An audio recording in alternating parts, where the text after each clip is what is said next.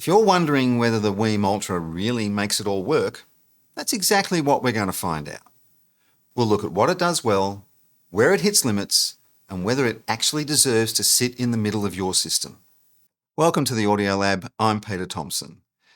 And this thing has been interesting to live with. There's also something this box can do that almost nobody talks about. I'm going to come back to that a bit later because if you're the right kind of person, it could actually matter. So this little box has become a bit of a hub in my house, actually twice. I run two Wiim Ultra setups, one in the living area for TV audio, background music and some vinyl playback. That system is running the Ultra into a Wiim Viblic amp, feeding ceiling speaker array, 10 speakers across roughly 100 square metres in an open plan living space. And the other is in the bedroom for late night movies and sleep music.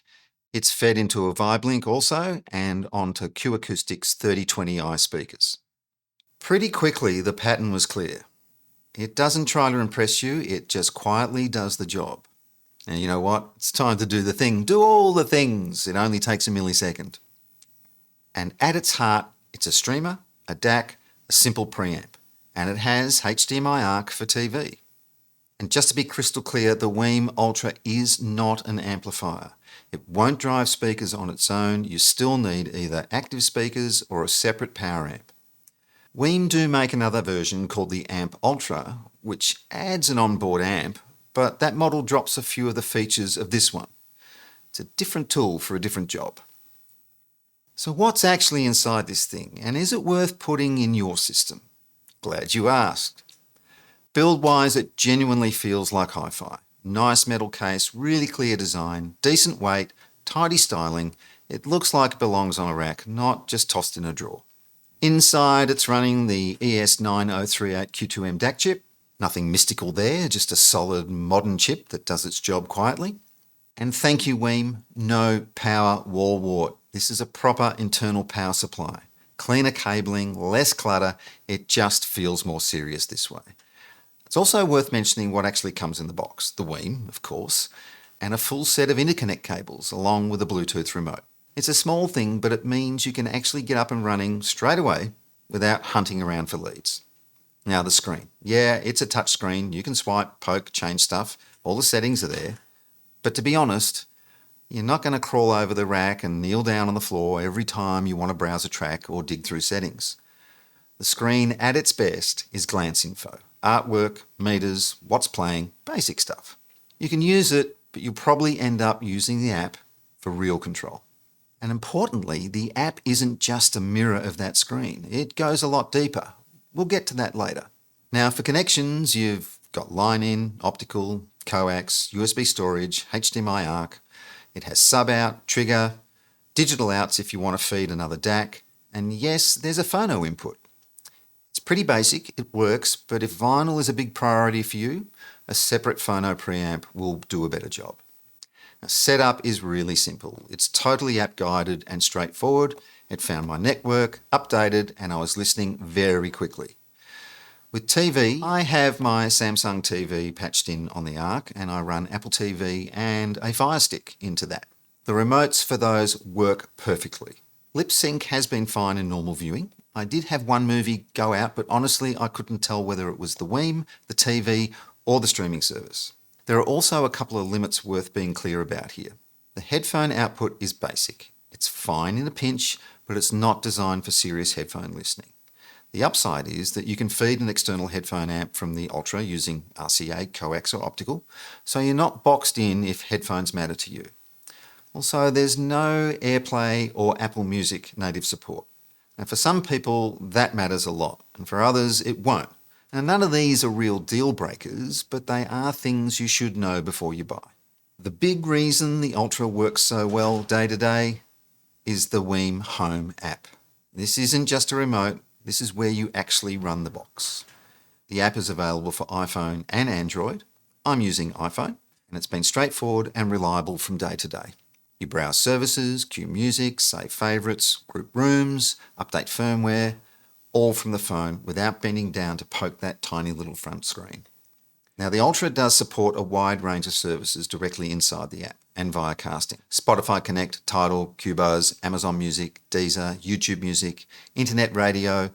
You can also have local network storage on USB drives, and it acts as a DLNA server. It also supports Google Cast, so you can cast audio from compatible apps straight to the Ultra. The app gives you real control, not gimmicks. It has sub-integration with crossover level and phase. It has parametric EQ and room tools to tame problem spots, filters and output settings, per input level trims, and per input EQ. And that really matters. If you've got some level discrepancies between different devices, you can trim it and set it, and it always comes back. And if a device needs a different EQ curve, you can give it one, and it's saved. You're not locked into one global setting. You can shape the box to suit your system. And here's the part I really like. You don't have to use any of this if you don't want to. Out of the box, you can leave it alone and it works just fine. But if you're the kind of person who likes to push and tweak and dial things in, it's all there. And it's laid out in a way that actually makes sense. The room correction tools really help, especially down low. It's all app-driven to set up. They're not magic, they won't fix a bad room, but it takes the edge off the worst bits without you needing to be an engineer. And day to day, it's been solid. Metadata shows up, artwork loads, playback behaves, and firmware updates arrive without fuss. And I do need to mention here, Wiim support is excellent. I've had a couple of edge case issues that have been attended to in firmware updates. It really feels like Wiim want to support the customer and actually want you to live with this thing and not be fighting it. Sonically, casual listening, clean, balanced, and full enough to get on with enjoying music. In my case, the Wiim Ultras I have are feeding into VibeLink amps via optical, and that chain has been solid and predictable. Now, the bedroom setup is feeding those bookshelf monitors, and like most smaller speaker systems, it does mean the bottom end could use a little bit of help. That's not a knock on the Wiim, it's just the reality of compact speakers. I'm looking at adding a sub to that system, and I'll report back once I've spent some proper time with a couple of candidates. The good news is the Ultra makes that super easy, both in terms of connection and setup through the app. Overall, the presentation is full range and well balanced. I brought one of the Wiims into the studio and fed my Aventone system, my Class AB amp and CLA 10 monitors. They have a sub attached, a 10-inch Atom audio sub. And everything was there. It was really quite a good experience. There is, however, a very slight thing I kept noticing in quieter passages. Reverb tails and decay felt a touch shorter than I expected. It's subtle, really subtle, and it may well come down to the DAC chip rather than anything else. But taken as a whole, the Wiim Ultra sounds absolutely fine for everyday listening. It's clean, composed, doesn't get in the way. And for the kind of systems most people are actually building, especially living space systems, it's an easy box to live with and enjoy. The Wiim Ultra doesn't just sit on its own. It can become part of something much bigger. And this is the bit I hinted at earlier. No one talks about this in reviews. This is where home automation integration comes into play. And it's something I use every day in my own setups. Not because it's clever, but because it actually makes living with these systems easier. When people talk about home automation, it can sound vague and overcomplicated.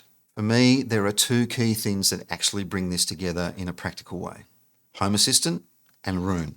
Roon isn't just another streaming service, it's more like a brain for your music. It pulls together local files of all file types, streaming services, playlists, metadata, artwork, all into one place, and lets you send that music anywhere on your network. One of the really big strengths of Roon is how it finds playback devices. It automatically discovers compatible gear on your network, including streamers, DACs, and even PCs, and lets you play back to them all either in perfect sync or as completely separate endpoints. So what does this mean for a home that's set up like this? It means you can be playing different music in different places all at the same time, or have every room playing the same track in sync. It's entirely up to you. It is genuinely flexible. Now you can run Roon in a couple of ways. They sell dedicated Roon hardware if you want an appliance-style solution, but you can also download the Roon core software and run it on your own machine. That's what I've done. I'm running Roon Core on a PC tower that I built nearly 15 years ago. That old machine now has a completely new lease on life. It just sits there quietly doing its job. You don't need anything super spec'd, you just need enough storage space to store what you want. Now Roon also has a mobile app, Roon Arc, which means you can access your own stored music library from anywhere you've got an internet connection or phone service. Your music, your library, your system, your stream. Now Roon is paid software. It's about $15 US per month with an annual option available, and there's also a lifetime license if you want to commit long term, and that's around $800 US. Now, the important point here is Roon support is native on the Wiim Ultra. No hacks, no workarounds. The Ultra just appears as a Roon endpoint. You select it, hit play, and off it goes. Now we get to Home Assistant.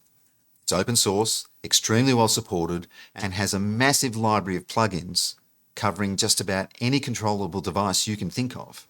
And a lot of these plugins are written just by fans.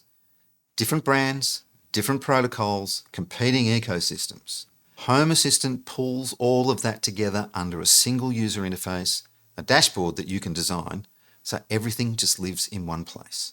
Home Assistant server runs on something like a Raspberry Pi or an older PC. It is its own OS. It's not an app.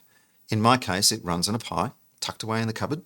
I mainly access it from a web browser on any of the computers in my home, and I've also installed the Home Assistant app on my iPad. This is where I have full control of the dashboard that I've built. You can completely customize these dashboards, build very powerful routines and automations, and do it all through a surprisingly intuitive interface. You don't need to write any code unless you want to do that, because that depth is there if you've got the skills. Most of my setups and routine building happens on my PC in a web browser. Now here's an example from my home. We have a good night routine. When I say good night, Home Assistant checks the house and turns off anything that doesn't need to be on. TVs, lights, heaters, air conditioners, and closes the garage door if it's been left open. It then announces the weather for the next day, and after that it slowly dims the bedroom lights and starts a sleep music playlist that my wife and I listen to. That playlist is coming from the Roon server, and it's triggered directly by the Home Assistant Roon integration. When that playlist finishes, the Wiim goes to sleep. None of this requires special hacks, and none of it is mandatory. It's just great that it can do it.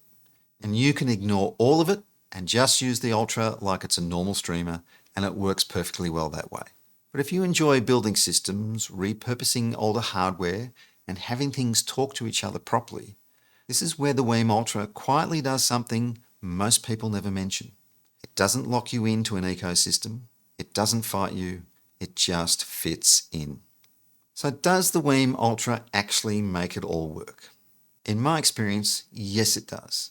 And if you're using it for the job it's designed to do, it's easy to live with, it's flexible without being fiddly, and it doesn't force you into corners as your system grows and changes. As a streamer, DAC and control center, it does its job quietly and reliably. As a TV audio hub, it makes a lot of sense, and if you want to keep things simple, you can absolutely do that too. But what really sets it apart is that it doesn't stop you doing more. If you want to add a sub later, it's ready. If you want to change amps, it comes along for the ride. If you want to run local music, multi-room playback, or integrate into a wider home system, it doesn't get in the way. You don't have to care about home automation, Roon, or any of that. But if you do, this box supports paths that most products at this price point don't even acknowledge. And that's why I've got 2 of them in my home. Not because they're flashy, not because they promise magic, but because they sit there, do the job, and let everything else work around them. For the right person, that's exactly what you want in the middle of a system. It's that time. Do the thing. Do all the things. It only takes a millisecond and really helps the channel grow.